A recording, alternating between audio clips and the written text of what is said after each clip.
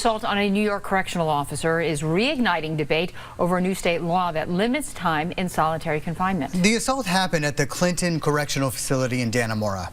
According to the CO's union, an inmate serving time for manslaughter punched the officer in the face, knocking him unconscious and breaking his jaw in 2 places.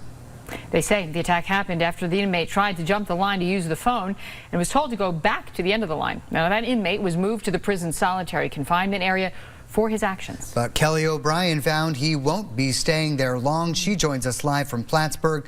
Kelly, what can you tell us? Well, Darren, Celine, that inmate will spend 15 days in the Special Housing Unit, or SHU, because of a new law passed here in New York on April 1st. The law is called the Humane Alternative to Long-Term Solitary Confinement Act, or HALT. Now, advocates of the law say it's going to save lives behind bars, but local leaders and the corrections union says it's going to make life inside prison more dangerous.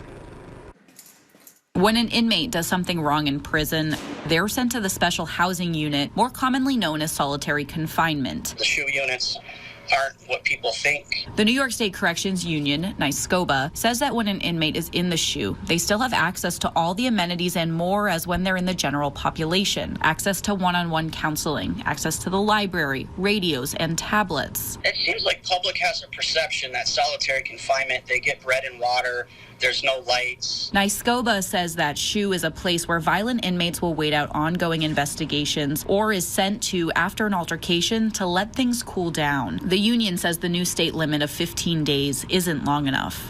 You put them back out in the yard, they're just going to do it again. There's no repercussions. But advocates of the HALT law, like the New York Campaign for Alternatives to Isolated Confinement, say it will save lives. Their website says solitary confinement is torture and can deteriorate a person's behavior psychologically, physically, and socially. It says inmates do not receive counseling or programs and spend all day locked in cells the size of an elevator, and that most people sent to isolation spend months, even years there. Prior to the HALT law, the group says there was no limit on time in isolation in the state. All of the local elected officials on both sides of the aisle voted against the limits on isolation, including Democratic Assemblyman and 20-year correctional officer Billy Jones. This HALT legislation went way too far.